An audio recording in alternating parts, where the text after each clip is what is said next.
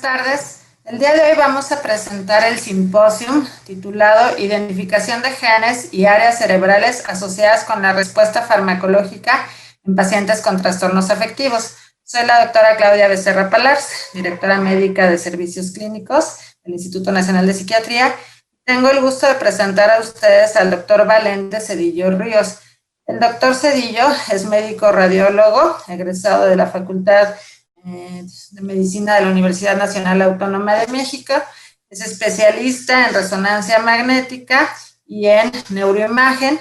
Actualmente sus líneas de investigación tienen que ver con todos los hallazgos de neuroimagen en los trastornos afectivos y también en cuestiones de deterioro cognitivo.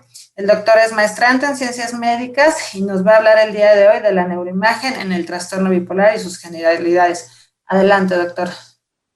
Bueno, voy a hablar acerca de la neuroimagen en el trastorno bipolar y cuál es la utilidad que tiene la resonancia magnética cerebral en la evaluación de los trastornos afectivos, específicamente en el trastorno bipolar.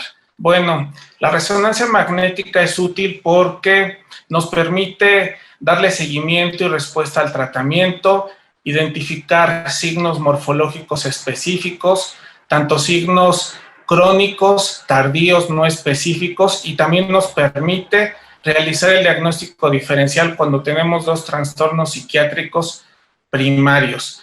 Y obviamente nos permite realizar investigación primaria.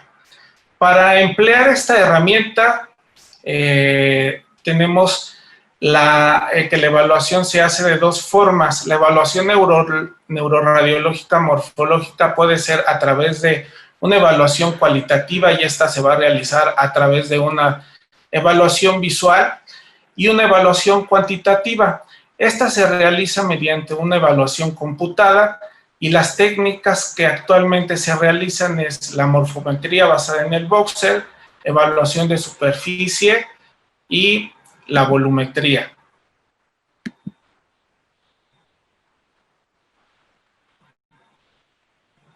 Dentro de las herramientas de la resonancia magnética tenemos aquellas que son las morfológicas, básicamente son secuencias T1, T2, FLAIR, que se pueden obtener mediante secuencias finas y esto nos va a permitir hacer una evaluación en tercera dimensión y en los tres planos. Y dentro de las secuencias funcionales tenemos múltiples herramientas que aquí pueden ver en la presentación y básicamente lo que nos permiten hacer estas herramientas es evaluar tanto la hemodinamia como la conectividad y el metabolismo.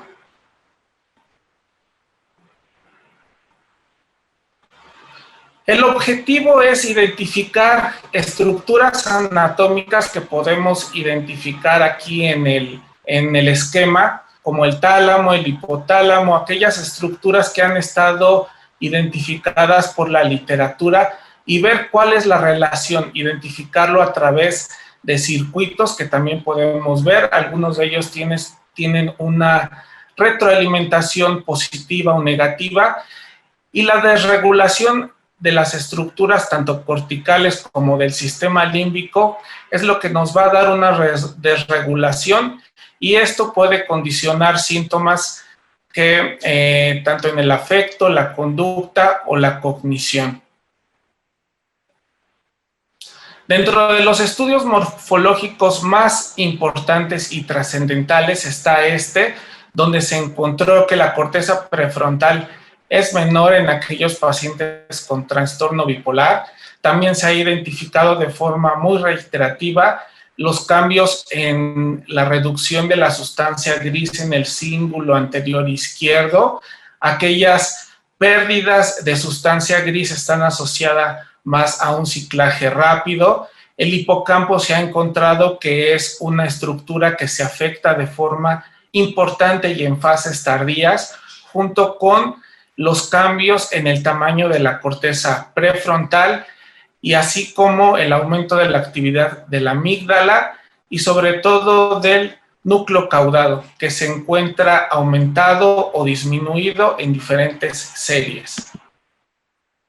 El día de hoy les voy a presentar un estudio que se realizó en el instituto, donde se realizó una comparación de los volúmenes de sustancia gris en pacientes con trastorno bipolar tratados con ácido valproico comparados con controles. Tenemos que el objetivo es encontrar aquellas regiones cerebrales con una disminución de sustancia gris. Y bueno, el estudio es un estudio transversal de casos y controles con 15 sujetos con diagnóstico de trastorno bipolar de la Clínica de los Trastornos del Afecto del Instituto Nacional de Psiquiatría y 15 controles sanos. Todos fueron pareados por edad y sexo. Aquí tenemos los criterios de inclusión y exclusión de los casos. Los primeros, pues básicamente es el diagnóstico de trastorno bipolar tipo 1, que haya estabilidad diagnóstica, que presenten neutimia de más de 2 meses, pacientes mayores de 18 años y menores de 60, que los pacientes hayan firmado el consentimiento informado, y también algo que fue muy importante fue encontrar pacientes que fueran diestros. El tratamiento con valproato no debe de tener cambios por más de 6 meses. Dentro de los criterios de inclusión de los controles es aquellos que tienen una edad de entre 18 años y menores de 60 años, que también firmaron el consentimiento informado y que son diestros. Dentro de los métodos que se emplearon, pues básicamente fue una entrevista clínica de casos y controles. Estos pacientes fueron evaluados mediante diferentes herramientas y posteriormente los pacientes se analizaron o se les realizó una resonancia magnética de alto teslaje en un equipo que cuenta el instituto, que es un equipo Philips Ingenia de 3 teslas, y lo que se analizó y lo que se obtuvo para hacer el análisis en este grupo de personas fue realizar una secuencia T1 en 3D, y el análisis se realizó a través de morfometría basado en el voxel, a través de un programa computado que es FSL. Aquí tenemos los hallazgos. Vemos que en estas 4 estructuras anatómicas se encontró una diferencia estadísticamente significativa, básicamente en el núcleo caudado derecho, en la corteza premotora izquierda, en el giro supramarginal derecho y en el hipocampo izquierdo. Vamos a ver algunas imágenes. En la imagen superior derecha podemos ver de color amarillo el núcleo caudado del lado derecho, que fue el área que más se activó. En la imagen inferior vemos un corte sagital y vemos cómo el área que con diferencias estadísticamente significativas es el giro supramarginal. En la imagen inferior, en la segunda imagen inferior podemos ver en un corte coronal, vemos que el área que también tuvo una importancia significativa fue el hipocampo izquierdo. Y en la tercera imagen inferior podemos ver un corte sagital, donde lo que estamos identificando es el hipocampo izquierdo en una proyección sagital que nos permite identificar que tuvo unas diferencias estadísticamente significativas. Pues finalmente lo que encontramos, lo que podemos concluir es que la resonancia magnética estructural pues es una herramienta inicial, es una herramienta fundamental para la evaluación inicial, que el análisis computado más la resonancia magnética estructural nos va a permitir identificar cambios muy sutiles que de otra forma no podrían ser identificados. También que estas estructuras anatómicas identificadas pues son congruentes con lo reportado por la literatura y están descritas también en el modelo de regulación córtico-límbica. Y finalmente, pues estos hallazgos nos permiten comprender más acerca de la neurofisiología del trastorno bipolar. Muchas gracias. Muchas gracias al doctor Cedillo por compartirnos esta información de las generalidades. Y avanzando en el programa, le vamos a dar la palabra, les presento a la doctora Alejandra Rodríguez. La doctora Alejandra Rodríguez es médico psiquiatra con alta especialidad en psiquiatría de enlace y maestría en ciencias médicas. Bueno, maestrante en ciencias médicas. Trabaja en el Departamento de Farmacogenética del Instituto Nacional de Psiquiatría. Sus proyectos de investigación se centran en la neuroimagen, genética de los trastornos afectivos y la respuesta al tratamiento con los estabilizadores del ánimo. La doctora Rodríguez nos va a hablar del tema de marcadores en la resonancia magnética de respuesta al tratamiento con valproato y litio en pacientes con trastorno bipolar. Adelante, Ale. Muchas gracias, doctora Claudia, por esa introducción. El día de hoy es un placer para mí estar con ustedes para hablarles acerca de los marcadores en resonancia magnética de respuesta al tratamiento con litio y valproato en trastorno bipolar. Y hablando de estos medicamentos, tendríamos que comenzar por decir que son de los más utilizados a nivel mundial. Encontraríamos que entre el 55 y el 62% de los pacientes utilizan litio y en el caso del valproato puede ser un poco más variable, desde un 16 hasta un 80%. Y esto no es una casualidad, puesto que ambos medicamentos se sugieren como las primeras líneas de tratamiento en diversas fases del trastorno bipolar. Por ejemplo, en el caso del litio, se sugiere para la depresión aguda, para la manía aguda, para las fases de mantenimiento y múltiples otros efectos que le hemos encontrado a este fármaco ahora tan extrañado. Y en el caso del valproato, bueno, pues tendríamos que destacar su uso en manía y en las fases de mantenimiento, por mencionar algunos de estos efectos terapéuticos. Sabemos que ambos medicamentos son eficaces para la reducción de síntomas afectivos, como nos lo han mostrado diversos metaanálisis como los que vemos en la imagen. Y el tema de hoy no es tanto si son o no eficaces, sabemos que sirven y por eso es que los prescribimos tanto. El tema es qué tan frecuentemente obtenemos esa eficacia, es decir, qué tanto responden nuestros pacientes a estos tratamientos. Y de acuerdo al doctor Bowden, que en este estudio analizó la respuesta al tratamiento de monoterapia para manía de diferentes fármacos, se reporta que el 50% de los pacientes con litio tienen respuesta al tratamiento y que el 45% de los pacientes con valproato tienen respuesta al tratamiento. Lo que quiere decir que cerca del 50% de los pacientes a los que les damos este medicamento puede ser que no tengan la respuesta que esperamos. Y por supuesto, eso no es nada bueno para un clínico de escuchar. Y entonces se han creado diferentes estudios para tratar de encontrar predictores de respuesta al tratamiento. Algunos se han centrado en las características clínicas, que no son el enfoque de la charla del día de hoy, sino que nosotros hablaremos más con respecto a la neuroimagen y sus hallazgos estructurales en especial. ¿Y a qué me refiero con esto? A estudios que han analizado la cantidad, el volumen de sustancia gris de ciertas regiones o el espesor cortical de algunas áreas de la corteza cerebral. Y para ello tendríamos que hablar primero acerca del litio, puesto que es uno de los medicamentos de los que más hallazgos hay con este respecto. En este estudio del consorcio Enigma, uno de los más grandes que hay a nivel mundial, se encontró que estas regiones que ustedes ven en color azul son áreas en las que hay un engrosamiento cortical que se asocia al tratamiento con litio. Y se denota, por supuesto, el papel de la corteza prefrontal.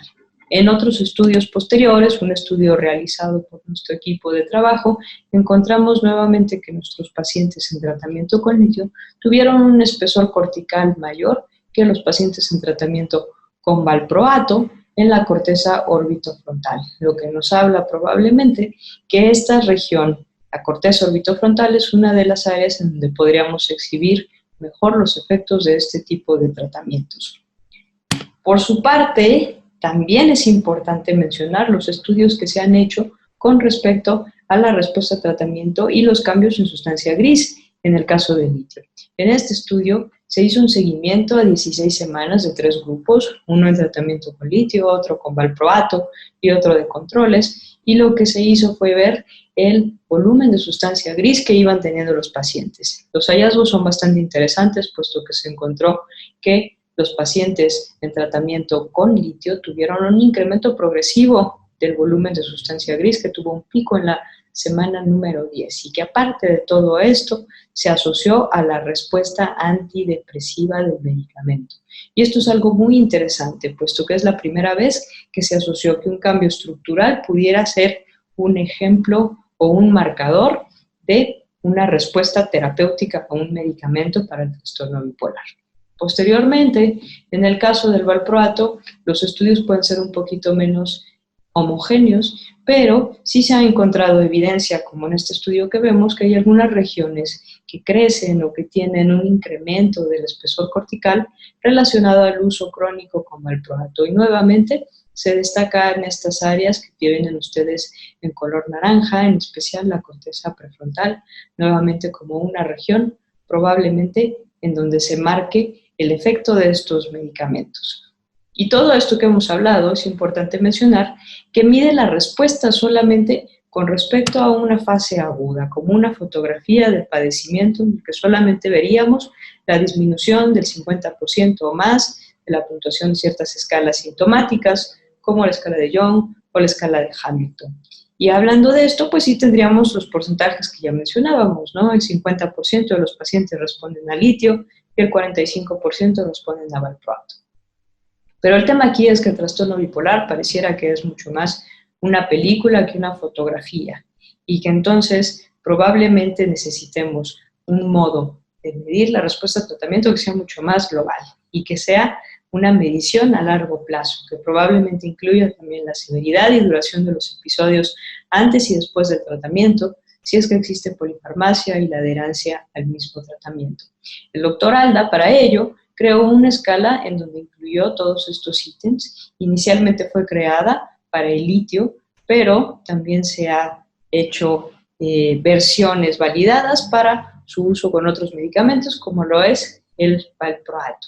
Y utilizando esta evaluación global, los números cambian muy drásticamente, puesto que solamente el 13% de los pacientes con valproato tienen una respuesta a largo plazo completa y solo el 30% de los pacientes con litio tienen una respuesta a largo plazo completa.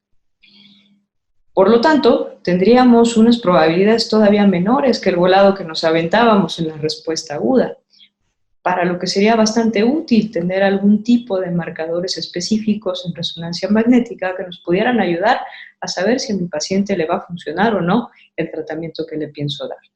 Desafortunadamente no existe información previa sobre los marcadores en resonancia magnética de respuesta global a litio y a valproato, por lo que nosotros tratamos de utilizar este canvas en blanco y entonces diseñar el primer estudio sobre esto.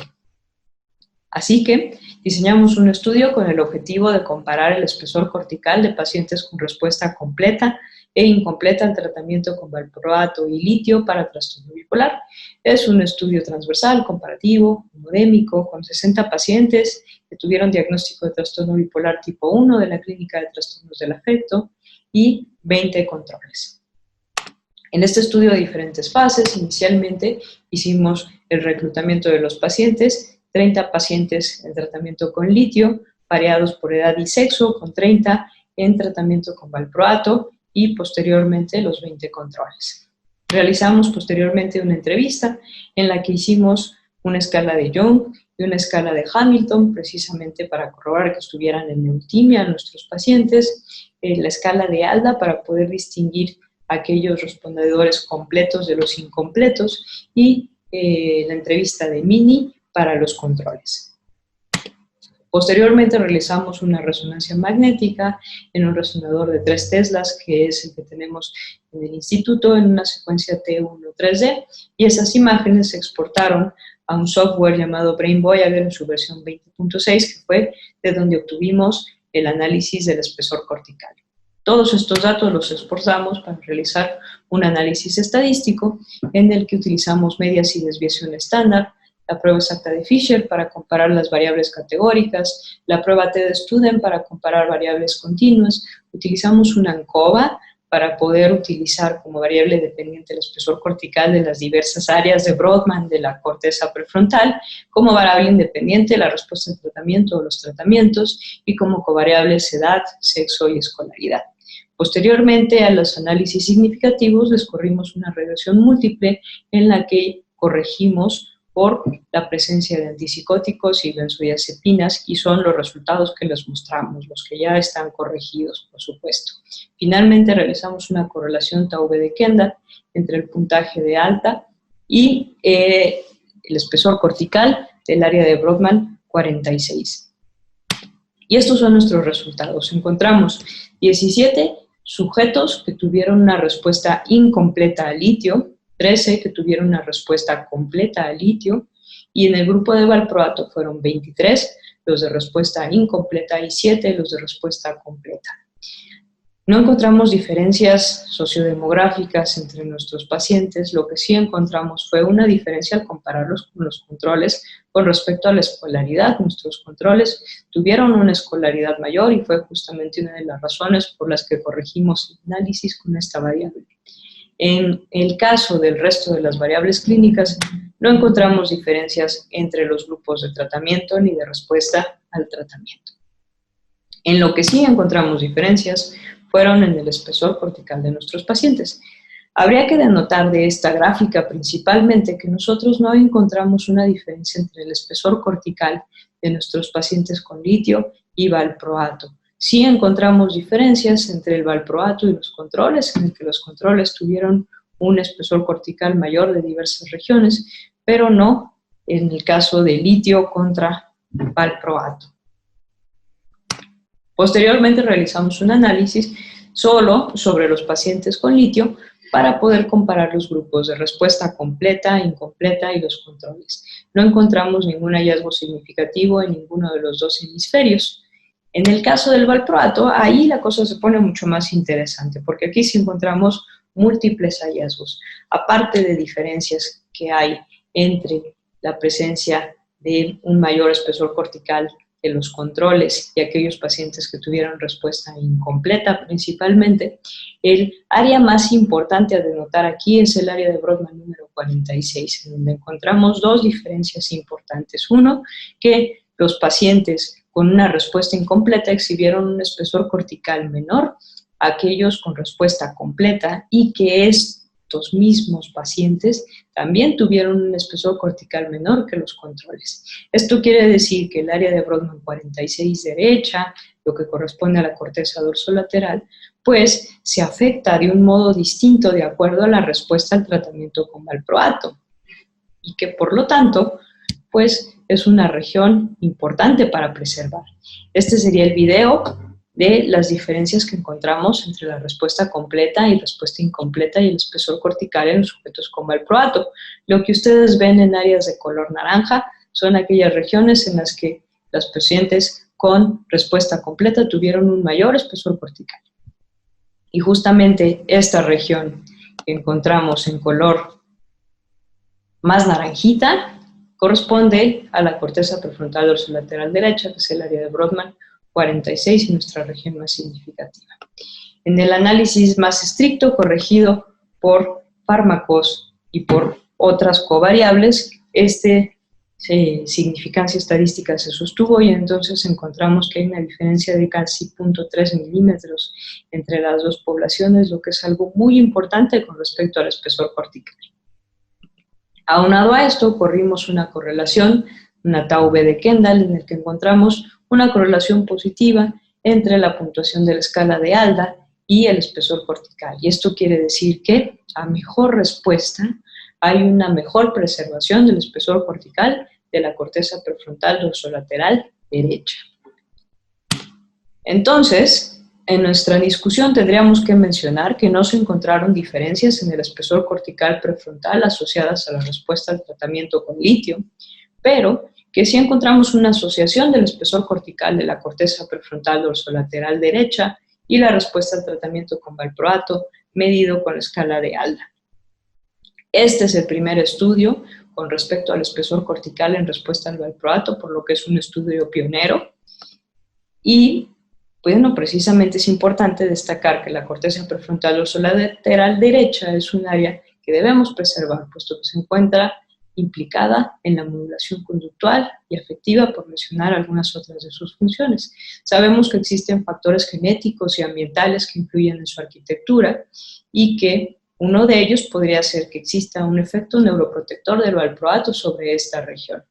Sabemos también que puede haber algunas alteraciones estructurales previas al tratamiento que influyeran en la respuesta y que esto pues, no lo podemos establecer con un estudio transversal como el que nosotros hicimos, sino que tendríamos que diseñar un estudio posterior. Como conclusiones diríamos que el adelgazamiento de la corteza prefrontal dorsolateral derecha se asocia a la respuesta incompleta al tratamiento con valproato y que el espesor cortical de esta misma región se correlaciona con la puntuación de la escala de ALA, por lo que esta región podría ser un potencial predictor de respuesta a tratamiento que nos permita tal vez mejorar un poquito nuestras probabilidades de que a los pacientes se les obtenga esa respuesta terapéutica tan anhelada. Las fortalezas de este estudio yacen en que utilizamos una técnica innovadora que es el espesor cortical. Aparte de eso, hicimos una evaluación de la respuesta al tratamiento global, no solamente la foto, sino la película del trastorno. Fue una muestra bastante homogénea porque hicimos este pareamiento por edad y sexo, y como debilidades, pues es una muestra reducida y es un estudio transversal que, por supuesto, no nos permite hacer asociaciones causales. Extendemos nuestros agradecimientos a las investigadoras principales de este proyecto, que son la doctora Claudia Becerra Palars y la doctora Betty Camarena, presentes el día de hoy, a la Clínica de Trastornos del Afecto, al Departamento de Farmacogenética, al Departamento de Imágenes Cerebrales, por supuesto a los pacientes que nos prestaron sus cerebros para analizarlos, y al financiamiento de FOSIS y cátedras CONACYT. Muchas gracias por su atención. Quedaremos pendientes para cualquier dudas o aclaraciones que pudieran existir. Le voy a dar la palabra a la doctora Joana Jiménez. La doctora Jiménez es psiquiatra con alta especialidad en trastornos afectivos de la Clínica de Trastornos del Afecto del Instituto Nacional de Psiquiatría. Está asociada a proyectos de investigación también del Departamento de Farmacogenética de esta misma institución. Sus proyectos actualmente están relacionados o centrados con el estudio de factores genéticos vinculados con cronobiología, la respuesta al tratamiento, después características clínicas, comorbilidades psiquiátricas en pacientes con trastorno bipolar. También es maestrante en ciencias médicas y bueno, pues es una persona que colabora de manera muy, muy importante con la clínica y con el Departamento de Farmacogenética. Ella nos va a hablar del tema de neuroimagen, resultados de neuroimagen y genética en el trastorno bipolar. Adelante, Joana. Bueno, buenos días o tardes, dependiendo de qué hora nos están viendo. Les voy a compartir mi pantalla.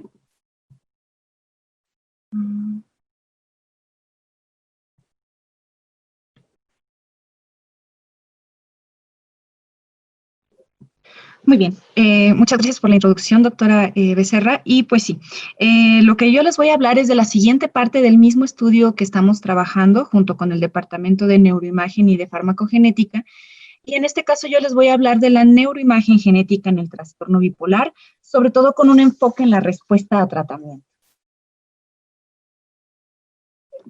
Primero declaro mis conflictos, no tengo ninguno, soy médica adscrita de esta institución y este estudio fue realizado con el apoyo del Fondo CONACYT y de FOSIS CONACYT. Estos fueron los proyectos.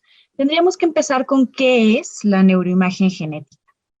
Y pues sabemos que es un método integrativo de investigación que nos permite valorar el impacto de las variaciones genéticas en la estructura y la función cerebral. Esto utilizando las herramientas de genética que conocemos y también varias herramientas de neuroimagen. Esto con el afán de buscar biomarcadores de enfermedad que nos predigan diagnóstico, pronóstico o respuesta a los tratamientos. ¿Cómo hacemos esto? Realmente nos basamos en algo que se llaman fenotipos intermedios o endofenotipos. Tienen ciertas características. En primera, tienen que ser características heredables que están relacionadas al trastorno y a los síntomas, independientemente de la etapa o del tratamiento que estamos viendo. Y deben de estar relacionados a la población del estudio, lo cual nos habla de un sustrato genético. ¿Qué quiere decir esto? Que muchos de estos fenotipos no nada más se ven en los pacientes portadores de la enfermedad, sino en sus familiares relacionados que no portan esta enfermedad, ¿sí? Estamos trabajando con dos fenotipos intermedios, que serían la parte genética y la parte de neuroimagen que nos llevaría a encontrar cuáles son las bases biológicas de los padecimientos psiquiátricos, en este caso, del trastorno bipolar. Existen diferentes esfuerzos colaborativos a nivel internacional que han intentado conjuntar tanto la parte de los fenotipos intermedios de los genes como de la parte de neuroimagen para darnos un fenotipo intermedio de riesgo. Entre ellos, el más importante es el grupo Enigma, que es internacional, el Common Mind Consortium, el Stanley Medical Research Institute, con el cual nosotros tenemos convenio de colaboración, y Psych & Code. ¿Qué es lo que han intentado todos estos esfuerzos colaborativos de realizar? Bueno, están intentando desde la trinchera de cada quien encontrar variables genéticas que impulsen el descubrimiento de funciones neuronales alteradas y de vías neuronales alteradas que podamos estudiar por neuroimagen y sobre esto estudiar las vías neurobiológicas implicadas que nos puedan hablar de biomarcadores de respuesta o de diagnóstico específico. ¿Qué sabemos hasta ahora? Bueno, de los estudios que ya tenemos, sobre todo de neuroimagen, desde la parte de neuroimagen, como nos describió la doctora Ale, hay una disminución en el espesor cortical. Cuando comparamos grandes cortes de pacientes con trastorno bipolar contra controles, si somos más específicos, sobre todo en la pars opercularis izquierda, en el giro fusiforme izquierdo y en la corteza prefrontal dorsolateral izquierda. Esta disminución del espesor no se ha relacionado con la edad, el sexo, la edad de inicio del padecimiento o los subtipos diagnósticos. También hemos encontrado una disminución del espesor cortical asociado a la duración de la enfermedad, sobre todo en el giro pericalcáneo, en el giro singular anterior izquierdo, en la cuña derecha, y un aumento del espesor cortical asociado a la duración de la enfermedad, sobre todo en el giro entorrinal derecho.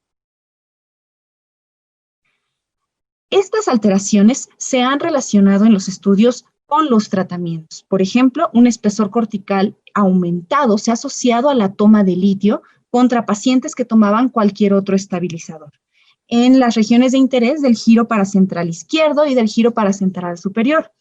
También hemos encontrado una reducción del espesor cortical asociado a la toma de divalproato, cualquiera de las ANLES de divalproato y otros antiepilépticos, sobre todo en el giro occipital derecho y en la corteza prefrontal dorsolateral derecha.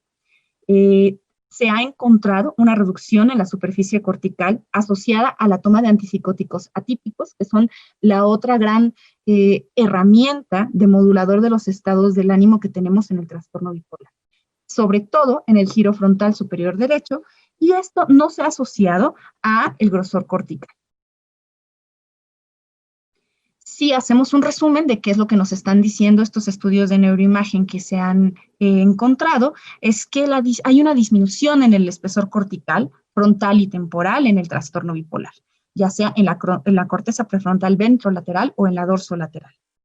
Nos habla de que probablemente existe un compromiso de las funciones ejecutivas, de la memoria, del procesamiento emocional, del lenguaje y de las áreas de integración sensorimotoras en nuestros pacientes, lo cual también se traduce y puede traducirse en muchas de las disfunciones que se observan en nuestros pacientes independientemente de que estén o no en eutimia o en un episodio afectivo. Cuando nos vamos hacia los otros endofenotipos, que tendríamos que hablar de los genes, se han identificado diversos en los GWAS que tenemos de trastorno bipolar. Hasta el momento, 24 son los genes asociados en diferentes GWAS, y de estos son BDNF, ANK3, los genes relacionados a calcio, como CAGNAC, también otros que se relacionan sobre todo con proteínas transmembranales, los que más han salido asociados al diferente corte de todos los GWAS. Cuando hablamos de CAGNAC1C, incluso en controles sanos, los que tienen los alelos de riesgo, estamos hablando del alelo A, muestran un mayor volumen de corteza frontal que los pacientes. Cuando hablamos de ANK3, se ha encontrado un adelgazamiento cortical en pacientes con trastorno bipolar con síntomas psicóticos, portadores del alelo de riesgo contra los controles sanos. Y cuando hablamos de fenotipos específicos como la psicosis, TRANK1 se ha asociado en GWAS tanto del trastorno bipolar como de esquizofrenia. Cuando conjuntamos estos estudios, en los estudios de neuroimagen genética que tenemos del trastorno bipolar, hay que hacer algunas asunciones. Mucho de esto que yo les voy a hablar va a ahondar la doctora Beatriz Camarena, que es la experta en genética, en la siguiente presentación, pero de lo poco que sabemos hasta ahora es que, sobre todo en este polimorfismo, el VAL66MET del gen BDNF, tenemos que cuando mostramos el alelo MET, una menor secreción de BDNF parece que está inducida por despolarización en las neuronas, lo cual se ha asociado a problemas de memoria episódica, activación hipocampal anormal y menores niveles de NAA. En los metaanálisis de 25 estudios por lo menos que estudian el BDNF, los portadores del alelo MET también han mostrado un menor volumen hipocampal y un menor volumen en corteza frontal. Esto también se ha asociado a la respuesta a diferentes tratamientos y patrones cognitivos de los pacientes. Cuando lo resumimos, vemos que los portadores del alelo de riesgo MET están asociados a la pérdida del espesor cortical total y de la corteza prefrontal dorsolateral izquierda. Estos hallazgos son contradictorios cuando hablamos del volumen hipocampal. Si hablamos de CACNAC1, el alelo A, que es el de riesgo, está asociado a la densidad de la sustancia gris, sobre todo en estas áreas: corteza prefrontal, cíngulo anterior, amígdala, hipocampo derecho, corteza temporal, insular parietal y occipital, tanto en sujetos sanos. Pero en trastorno bipolar hay un aumento del grosor cortical total de la corteza prefrontal sin tomar en cuenta el tratamiento. Cuando nada más estamos hablando de tratamiento, tenemos que los pacientes que tienen como estabilizador principal litio han mostrado un mayor volumen cerebral total cuando se le compara con pacientes que no están teniendo litio, ¿sí? Sobre todo en las áreas de interés de la corteza prefrontal izquierda, de la región supramarginal occipital, parietal. Y cuando hablamos de las sales de divalproato, cualquiera de nuestras sales de valproato, los pacientes con trastorno bipolar sin tratamiento tienen un menor grosor cortical contra los que sí están tratados. Lo interesante es que también existen estudios que cuando comparan estos dos tratamientos, aunque sí hay una diferencia contra controles trastorno bipolar que no tienen tratamiento, los pacientes con tratamiento con sales de divalproato muestran un menor grosor cortical que los que tienen sales de litio. Esto no se ha asociado en otros estudios que checan lo que son los respondedores contra no respondedores y la gente. Entonces, si sabemos que hasta el momento no hay un estudio que analice tanto la respuesta a tratamiento y la neuroimagen genética, es que nosotros empezamos. Es parte del mismo estudio transversal y comparativo, pero aquí con los mismos criterios que ya les mencionó la doctora Alejandra Rodríguez, tomamos 20 pacientes que tenían como estabilizador litio principal y 20 pacientes con estabilizador divalproato. Se aceptó que eran benzodiazepinas o antipsicóticos siempre y cuando no estuvieran en dosis de estabilizadores del ánimo, y los pacientes mostraban padres y abuelos mexicanos sin consanguinidad y los pareamos por sexo y edad, sobre todo esto por la parte genética. En la adquisición de imágenes fueron exactamente las mismas parámetros que se usaron para todos nuestros estudios de imagen, y en la genotipificación nosotros usamos PCR en tiempo real, analizando alelos que ya lo veremos posteriormente con la doctora Beatriz Camarena, han mostrado riesgo en nuestra población bipolar, que son CACNAC1, sobre todo el alelo de riesgo A, en este polimorfismo, y BDNF, en el polimorfismo que ya les mencioné. El análisis de imágenes lo hicimos usando el programa Brain Voyager, checamos el espacio de Talairac y hicimos un análisis del grosor cortical y de regiones de interés, aportando estas: Brodmann 9, 46, 10, 11 y 24. Aquí me faltó 11, una disculpa. De estas, las que nos salieron significativas, que fueron estas tres en el estudio previo de la doctora Ale Rodríguez, los comparamos contra los dos polimorfismos que nos salieron significativos en el estudio de la doctora Beatriz Camarena, así conjuntando las dos metodologías. Y comparamos el grosor cortical, la respuesta al estabilizador y los alelos de riesgo en el polimorfismo RS que están viendo de CACNAC y en el BDNF. Hicimos un análisis Mancova Y estos resultados que están publicados ya en uno de los artículos que nada más nos habla de CACNAC, no encontramos diferencias en el volumen del espesor cortical en estas regiones de interés relacionados a la aportación del alelo de riesgo CACNAC. Esto sin importar que el paciente respondiera o no a cualquier tratamiento, tanto litio como las sales de divalproato. Pero sí se identificó diferencias en el grosor cortical de la corteza orbitofrontal, sobre todo en el área de Brodmann 11, en los respondedores tratados con litio, cuando se les comparaba con el de divalproato. Sin embargo, cuando hicimos la asociación con los alelos de riesgo CACNAC, no salió significativa. Aquí tenemos algunas de las tablas que ustedes pueden ver en el artículo si lo consultan, y aquí está lo que yo les estaba diciendo. Cuando hacemos el análisis, incluso por hemisferios, checamos que los únicos significativos es en la corteza orbitofrontal, en el área de Brodmann, representada por el área de Brodmann 11, en el grosor cortical con litio y con valproato. Cuando hablamos de BDNF, sí encontramos hallazgos significativos. Primero, los pacientes respondedores a divalproato no muestran una diferencia en el espesor cortical relacionado a la aportación del alelo de riesgo, pero en pacientes que no respondieron a las sales de divalproato por la escala de ALDA, sí vemos una disminución en el espesor cortical mayor en los portadores del alelo de riesgo MET contra homocigotos valval. O sea que parece que aquí tenemos la imagen de el área de Brodmann 11 que salió significativa.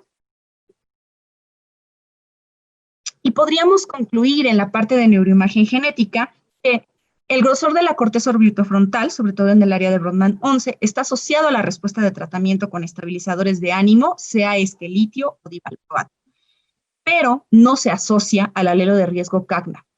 Sí se asocia la disminución del grosor cortical, sobre todo en el área 11 y 46, en los pacientes no respondedores a divalproato con el alelo de riesgo MET. Nuestro estudio tiene ciertas debilidades y fortalezas. Una de las debilidades es que tenemos que convertir múltiples formatos de imagen para la compatibilidad con Brain Voyager, con la pérdida de datos que eso podría implicar. El tiempo, no valoramos el tiempo de tratamiento previo al estudio, solamente valoramos que tuviera 6 meses de consistencia y de eutimia con estos dos. El número de casos para analizar fenotipos intermedios aún es insuficiente incluso en los GWAS, entonces nosotros partimos de nuestros estudios de genes candidatos que salieron significativos para analizar estas regiones de interés de neuroimagen y tenemos una falta de grupo control.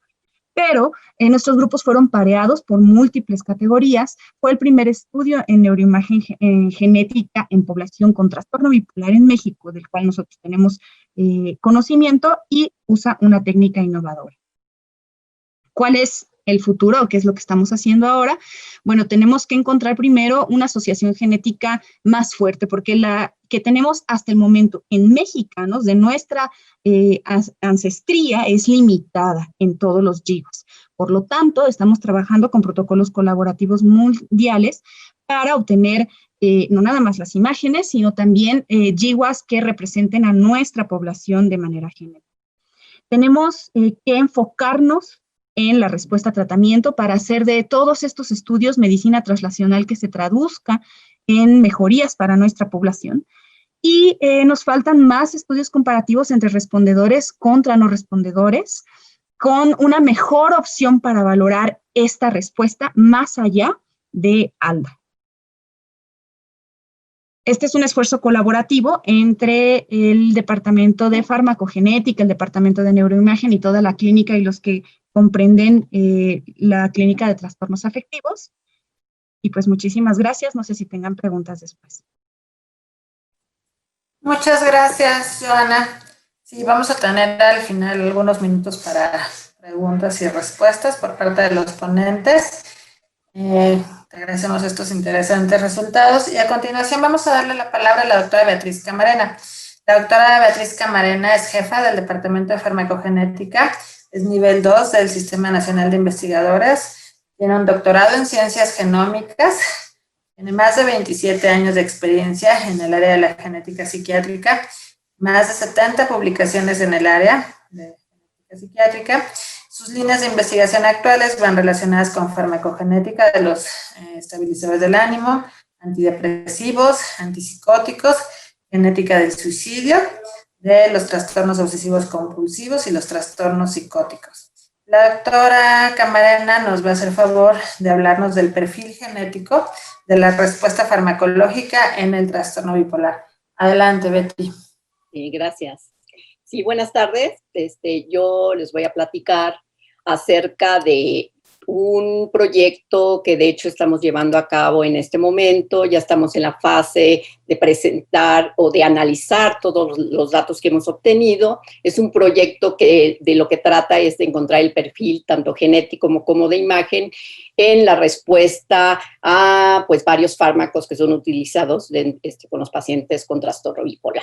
Entonces, para empezar, pues, lo que debo de platicarles es que... Permítanme. Es que, bueno, nosotros sabemos a partir de los estudios de epidemiología genética, esto es, de los estudios en familias y los estudios en gemelos, que existen factores genéticos asociados con los trastornos psiquiátricos, y en particular con los trastornos afectivos, ¿no? En este caso, nos vamos a enfocar al trastorno bipolar. Pero además, este tipo de metodologías nos han aportado otro tipo de información, y es en el área de la farmacogenética, en donde también se sabe que existen factores genéticos relacionados con la forma en que responden los pacientes, así como también con la generación o el desarrollo de diversos eventos adversos, de tal manera que resulta un área muy importante para ser abordada. Ahora, dentro de la farmacogenética del trastorno bipolar, pues debo de decirles que aunque existen muchos estudios, realmente hasta la fecha se han enfocado más hacia tratar de encontrar cuáles son los genes relacionados con la respuesta al litio, ¿no? Y de aquí resulta algo que es muy importante y muy interesante, que se ha observado que aquellos pacientes que son a los que se les ha denominado excelentes respondedores al litio, muestran determinadas características clínicas que incluso los ha definido dentro de la gran complejidad de lo que es el trastorno bipolar como un fenotipo muy particular y muy homogéneo. Estos excelentes respondedores al litio muestran las siguientes características, todo esto en base a diversos estudios clínicos. Por ejemplo, este tipo de pacientes muestran un curso clínico episódico, tienen una ausencia de ciclado rápido, muestran una historia familiar de trastorno bipolar y respuesta al litio, lo cual ya nos está apoyando la evidencia que existe o nos hace sospechar que existen genes asociados con cómo responde el paciente, ¿no?, ante los medicamentos. Otra característica que muestran este tipo de pacientes es que presentan una baja comorbilidad. Todas estas características hacen que se defina un fenotipo que es muy homogéneo, lo cual lo hace una característica o un endofenotipo dentro del trastorno bipolar que pueda ser muy estudiado dentro de la genética, porque precisamente cuando nosotros queremos abordar la genética de cualquier trastorno psiquiátrico, es muy importante que tengamos pacientes que muestren las características que los hagan muy homogéneos, ¿no? ¿Por qué? Porque esto va a hacer que sea más fácil poder encontrar aquellos genes relacionados con el interés, ¿no? Y en este caso sería con la respuesta a este tipo de fármacos. Ahora, hasta la fecha han existido se han reportado diversos estudios. Uno de los estudios que ha aportado más información con respecto a los excelentes respondedores al litio es el estudio multicéntrico denominado German-Map. En por ejemplo, ya también se describe a nivel clínico ciertas diferencias clínicas entre los pacientes que responden al litio, valproato y carbamazepina. Entonces, esto nos hace suponer que ya que clínicamente existen diferencias, es muy válido pensar que a nivel genético también puedan existir ciertas características genéticas que los diferencian de unos de otros. También en el área del valproato, en el trastorno bipolar, por ejemplo, se han observado características como ciclado rápido, una alta comorbilidad y síntomas psicóticos. Con esto los clínicos ya es como un primer perfil a nivel clínico que los hace pues predecir en cierta manera si el paciente va o no a responder, ¿no? Pero de todas maneras hace todavía falta mucha investigación con respecto a tener ciertos factores a todos los niveles, nivel de imagen, nivel clínica, nivel genética, para realmente predecir de la manera más cercana a qué medicamento es al cual va a responder un paciente.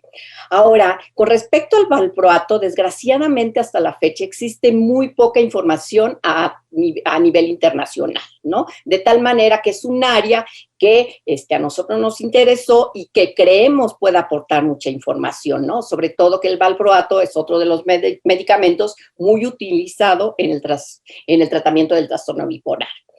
Y con respecto a los estudios genéticos en litio, pues como ya les había mencionado, el hecho de tener clínicamente ciertas características que nos ayudan a definir un conjunto o un subtipo muy particular del trastorno bipolar, esto ha dado hasta la fecha mucha investigación, ¿no? Y se han identificado diversos genes relacionados con este tipo de respuesta, con la respuesta al litio, ¿no? Sobre todo, por ejemplo, se ha generado tanta información que hasta la fecha, o bueno, actualmente existe un consorcio enfocado al estudio genético de la respuesta al litio. Ahora, ¿qué pasa en México? Pues realmente en México no hay investigación hasta la fecha, no existe ningún estudio, entonces de aquí que surgió en nuestro grupo de trabajo el interés por tratar de encontrar información con respecto a esta área tan interesante como es la farmacogenética del trastorno bipolar. Ahora, ¿cómo estudiar qué genes? Pues realmente lo que se ha estudiado hasta la fecha con respecto, por ejemplo, al estudio de la genética de la respuesta al litio, es estudiar todas aquellas enzimas, proteínas o cualquier elemento que forme parte de todo este sistema en el cual tanto litio como el valproato va a actuar. De tal manera que cualquiera de estos genes que participan de estas proteínas son buenos candidatos para estudiar a la hora de nosotros querer abordar el estudio de los genes candidatos. Ahora, realmente hasta la fecha no se sabe a ciencia cierta cuáles serían los posibles mecanismos del efecto antimaníaco tanto de litio como el valproato, ¿no? Se ha observado y se sospecha que varias de estas vías son compartidas por estos dos fármacos. Sin embargo, se ha tratado de abordar de diferente manera, ¿no? Entonces, la primera, por ejemplo, es el estudio de genes candidatos, como ya les había mencionado, estudiar todos aquellos genes, proteínas, enzimas que participan en a la hora de ver el metabolismo de estos fármacos dentro del organismo, ¿no? Entonces, por ejemplo, aquí les pongo alguna lista de algunos genes, los genes que han sido más estudiados desde el punto de vista de la farmacogenética y que para nosotros resultaron el primer acercamiento al estudio genético de la respuesta, ¿no? Otra hipótesis que existe es la disminución del mioinositol. Entonces, esto ha dado pie a que, por ejemplo, muchos grupos de investigación hayan analizado este gen, diversas regiones, para tratar de encontrar respuesta. Ahora, hay otras hipótesis que también se han generado, como son inhibición del glicógeno sintesasa 3-beta, el cual también, por ejemplo, ha generado mucha información y es la que les muestro en esta tabla. Por ejemplo, otros de los datos o evidencias que se han observado es que, por ejemplo, se sabe que el litio incrementa los niveles de GABA en plasma y líquido cefalorraquídeo, reduciendo los niveles de glutamato, ¿no? Entonces, por ejemplo, esta es una vía de un neurotransmisor que ha sido también muy estudiado dentro del área de la genética de la respuesta al litio. Otra es que por acción de litio, el CREP tiene un efecto en la plasticidad neuronal. Esto ha llevado también a proponer diversos genes candidatos que han sido estudiados. Y finalmente que el litio actúa como un neuroprotector funcional, ¿no? Esto también, por ejemplo, ha generado que diversos grupos de investigación estudien diferentes genes. De tal manera que en esta tabla les muestro muchos de los genes que fue de nuestro interés y que es un poquito de los que los voy a platicar en este estudio. Ok. Como ya les había mencionado, dentro de la farmacogenética del litio, hasta la fecha ha existido y se ha generado muchísima información. Se han identificado muchos genes que pudieran estar asociados y de hecho se ha publicado el primer GWAS con respecto a la respuesta al litio y se ha logrado identificar datos muy interesantes, ¿no? Entonces, sobre todo por el hecho de que litio es un fenotipo muy fácil y más sencillo de poder identificar dentro de nuestro gran grupo de pacientes con trastorno bipolar. Sin embargo, cosa que no sucede con respecto al valproato, hasta la fecha les podría yo decir que realmente existe un solo estudio en el que se haya reportado, inclusive ya publicado a nivel internacional, en donde se haya analizado la respuesta a valproato, utilizando nada más valproato. Existen algunos otros estudios en donde, por ejemplo, existen una combinación de fármacos, otros en donde, por ejemplo, lo que han hecho es analizar pacientes con trastorno bipolar, pero comparado con controles, y realmente un grupo control no es realmente la estrategia más adecuada para cuando se trata de encontrar aquellos genes relacionados con la respuesta, ¿no? Entonces, realmente les podría decir que hasta la fecha solo un estudio se ha generado, identificando un gen, inclusive este gen ha sido propuesto por la FDA como uno de los genes que se pueden analizar para ver la respuesta de este fármaco, ¿no? De la respuesta con valproato. Ahora, también otra de las cosas que sería interesante mencionar es que el único estudio que ha sido publicado, que es este que les menciono, únicamente se incluyó 51 pacientes, ¿no? Lo cual para los estudios genéticos pues es algo muy importante porque esto nos puede generar resultados que sean falsos positivos o falsos negativos, ¿no? De tal manera que hace falta mucha investigación, ¿no? Investigación a nivel internacional y también, pues, en México, ¿no? Que es uno de los grandes intereses que tenemos dentro de nuestro grupo de investigación. Ahora, cuando nosotros abordamos o queremos estudiar la farmacogenética de la respuesta, también tenemos que estar conscientes de que nuestro fenotipo debe de estar bien definido, ¿no? Entonces, aquí muchos investigadores lo que han visto es que a lo mejor el hecho de que muchos estudios y muchos genes no hayan podido ser replicados por diferentes grupos de investigación es porque tienen diferentes formas de definir la respuesta. De tal manera que esto es algo que puede afectar de manera muy importante los resultados que se tengan hasta la fecha, ¿no? Entonces, hasta lo que se tiene ahora, lo más utilizado y lo que es el uso de una escala para medir la respuesta al litio. De hecho, esta escala fue diseñada para medir la escala, para medir la respuesta al litio, ¿no? Y esta es la escala de ALDA.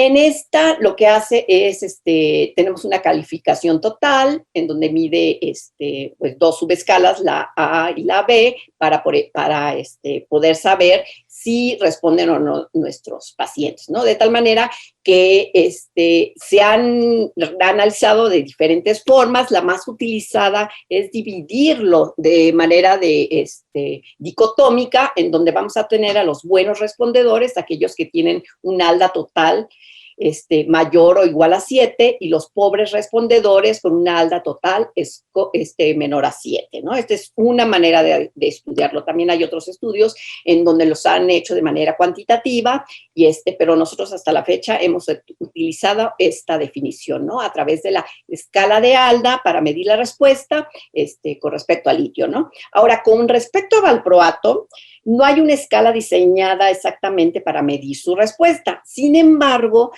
lo que han hecho todos los grupos de investigación, los que han abarcado esta área, es utilizar también la escala de ALDA para definir a los pacientes respondedores y no respondedores, ¿no? De tal manera que nosotros nos propusimos, pues, como ya les había mencionado, analizar todos estos genes, ¿no? Que les mostré en esa tabla, ¿no? Entonces, nuestro objetivo principal o general fue analizar la asociación entre genes de proteínas y receptores que participan en la respuesta y tolerabilidad a los estabilizadores del ánimo y las características morfológicas y funcionales evaluadas mediante estudios de neuroimagen, que es lo que ya les presentaron, y en este caso, en esta plática, yo me enfocaré al estudio genético, ¿no? Y todos los datos que obtuvimos, y bueno, y otra también de nuestros intereses fue ver si existen diferencias por género, ¿no? ¿Por qué? Porque sí existen en la literatura muchos datos que han mostrado diferencias a nivel de imagen, pero también a nivel genético, ¿no? El diseño del estudio es un estudio de asociación entre grupos de comparación, donde lo que se hizo fue, una vez que teníamos a los pacientes, se les aplicaba la escala ALDA, lo que hicimos fue dividir entre los respondedores y no respondedores y ver las diferencias con respecto a las frecuencias de genotipos y alelos. La muestra fueron pacientes de la Clínica de Trastornos del Afecto, de aquí del Instituto Nacional de Psiquiatría, que cumplieran los criterios diagnósticos de acuerdo al DSM-5 para trastorno bipolar y que previamente su médico tratante les prescribiera o litio o ácido valproic para tener nuestros dos grupos de comparación, ¿no? Con respecto a la clinimetría, como ya les mencioné, con respecto a la respuesta, se aplicó la escala ALDA y también analizamos algunos genes de farmacocinética, lo cual no les voy a presentar en esta plática, espero en un futuro poderles mostrar algunos de estos datos. Entonces, se aplicó una escala, la escala de UQ, ¿no? Se llevó a cabo el análisis genético mediante las metodologías ya estandarizadas por el laboratorio, ¿no? Entonces, les muestro los datos. En este estudio nosotros logramos obtener 129 pacientes tratados únicamente en monoterapia con valproato y en monoterapia con litio pudimos obtener 121. Aquí estarían las características de cada uno de los dos grupos y, por ejemplo, con respecto a la buena o la pobre respuesta, de acuerdo al ALDA, en el grupo de pacientes tratados con valproato, el 26.3% mostraron una buena respuesta, el 73.7% una pobre respuesta. Con respecto al litio, nosotros lo que vimos fue que el 46.3% de nuestra muestra presentaron una buena respuesta y el 53.7% una pobre respuesta.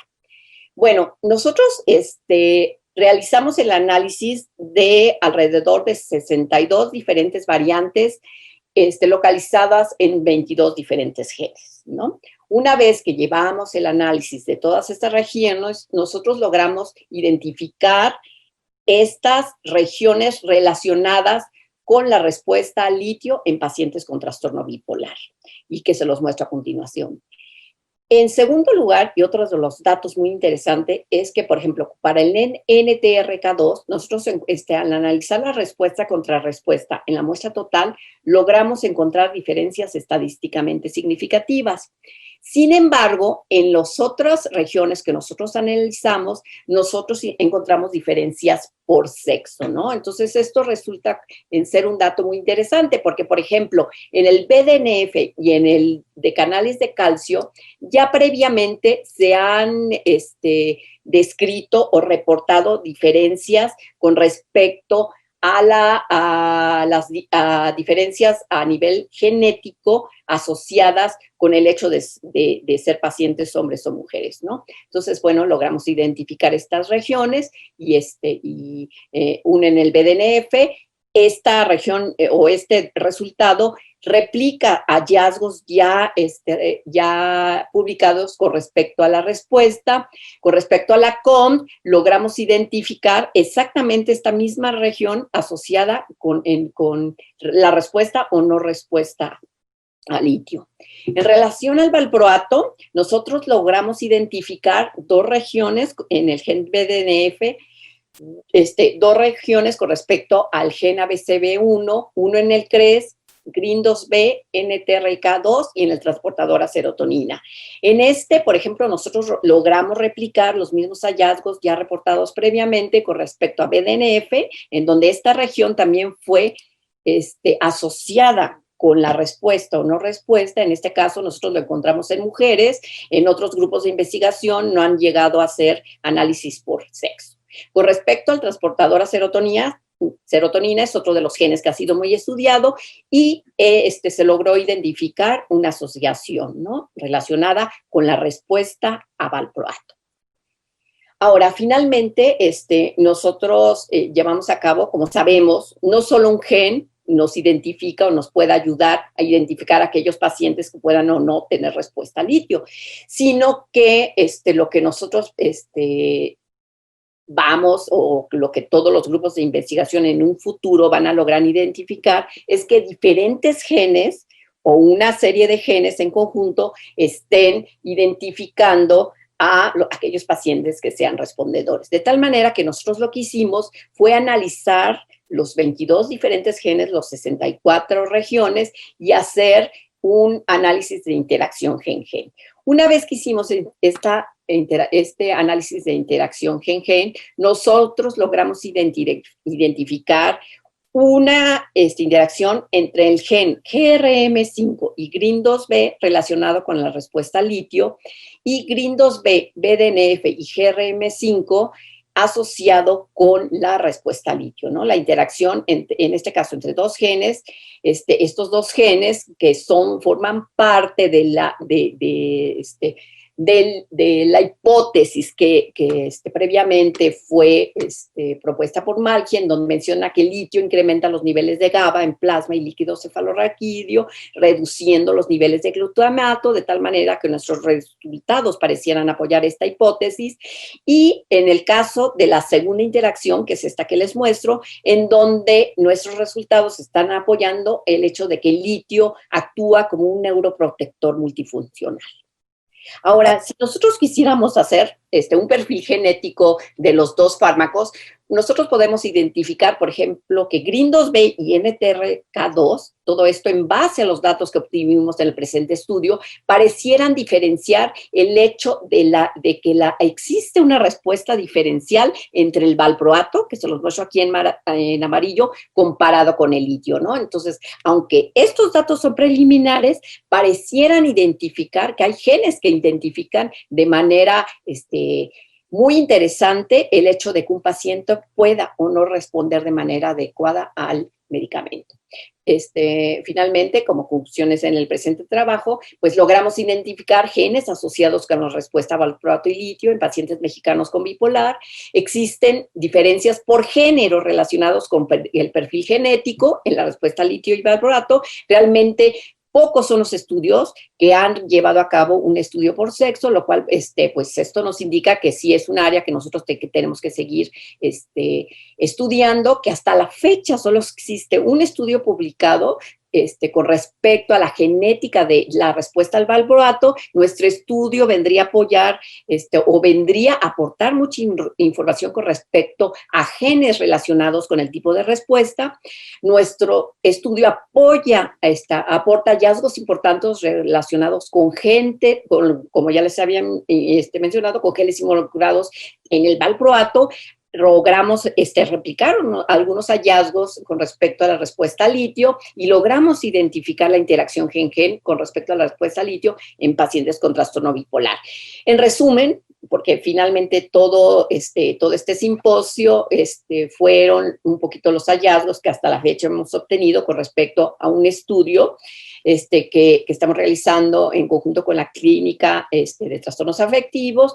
Nuestros hallazgos encontrados hasta la fecha sugieren que existe un perfil genético y de imagen que está muy relacionado por sexo y que se encuentra relacionado con la respuesta al litio y valproato, ¿no? De tal manera que es importante seguir adelante y no antes darle las gracias a toda la gente que participó tanto en la parte clínica como genética, así como para el financiamiento que obtuvimos por FOSIS para poder llevar a cabo este estudio, y Cátedras CONACYT, ¿no? Que fue el estudio por el que se inició todo este estudio y todos estos datos que les estamos mostrando. Gracias. Muchas gracias a la doctora Camarena. Y bueno, pues con esto daríamos terminado las ponencias de este simposio. Creo que vamos a tener algunos minutos para preguntas y respuestas. Y pues muchas gracias a todos los ponentes. Aquí nos quedamos por si hubiera preguntas por parte del auditorio.